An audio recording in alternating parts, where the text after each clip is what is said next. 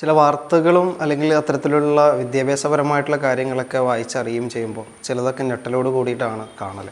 ഇപ്രാവശ്യം അങ്ങനെ ഞെട്ടിയ കുറേ സന്ദർഭങ്ങളുണ്ട്. ഇലക്ഷൻ വന്നു, ഇലക്ഷൻ റിസൾട്ട് വന്നു, അതിനുശേഷമാണ് JEE നീറ്റ് പോലെയുള്ളവയുടെ റിസൾട്ട് വന്നത്. ഇപ്പോൾ ലാസ്റ്റ് വന്നത് നീറ്റിൻ്റെ റിസൾട്ടാണ്. അതുമായി ബന്ധപ്പെട്ട് ഗ്രേസ് മാർക്കിൻ്റെതും ആ റിസൾട്ടുമായി ബന്ധപ്പെട്ടുള്ള അഴിമതികളുമൊക്കെ പുറത്തു വന്നിട്ടുണ്ട്.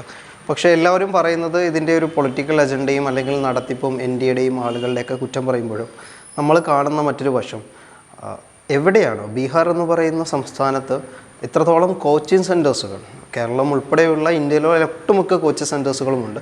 ഇത്തരം കോച്ചിങ് സെൻറ്റേഴ്സുകൾ പൈസ കൊടുത്ത് തങ്ങളെ കുട്ടികളെ ഒന്നാം റാങ്ക് കിട്ടുന്നതിന് വേണ്ടിയിട്ടും മാർക്കറ്റിംഗ് സ്ട്രാറ്റജിക്ക് വേണ്ടിയിട്ടും പൈസ കൊടുത്തിട്ട് വിജയിപ്പിക്കുന്ന ഒരു അവസ്ഥയിലേക്ക് കൊണ്ടുവരികയാണ്. ഇത്തരമൊരവസ്ഥ, 10,000-കണക്കിന് കുട്ടികൾ പഠിച്ചിറങ്ങിയിട്ട് അതിൽ നിന്നും 1% പോലും പൂർണ്ണ അർത്ഥത്തിൽ വിജയിക്കാണ്ട് പൈസ കൊടുത്തിട്ട് അവാർഡുകൾ വാങ്ങുകയും പൈസ കൊടുത്തിട്ട് റിസൾട്ട് വാങ്ങുകയും ചെയ്യുന്ന അവസ്ഥയിലേക്ക് എത്തിയത് കൊണ്ട് തന്നെയാണ് ഈ വർഷത്തെ റിസൾട്ടുകളിൽ ഇത്തരം ഇൻസ്റ്റിറ്റ്യൂട്ടുകളിൽ കടന്നുകയറ്റം വലുതായിട്ട് കൂടിയിട്ടുള്ളത്. പ്രമുഖമായ ഇൻസ്റ്റിറ്റ്യൂട്ടുകളൊക്കെ ഉണ്ട്, നിങ്ങൾ കാണുന്നതാണ്, പല പരസ്യങ്ങളും നിങ്ങൾക്ക് അറിവുമുണ്ട്.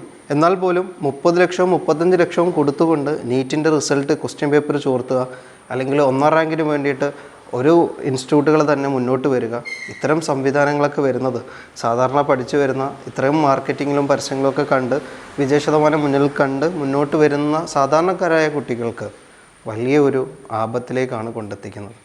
അപ്പോൾ കുട്ടികളുടെ ജീവിതം വെച്ചുകൊണ്ട് കോച്ചിങ് ഇൻസ്റ്റിറ്റ്യൂട്ടുകളായാലും ഇത്തരത്തിലുള്ള നെറ്റ്വർക്കിങ്ങുകളും കളിക്കാൻ പാടില്ല എന്ന് തന്നെയാണ് പറയുന്നത്.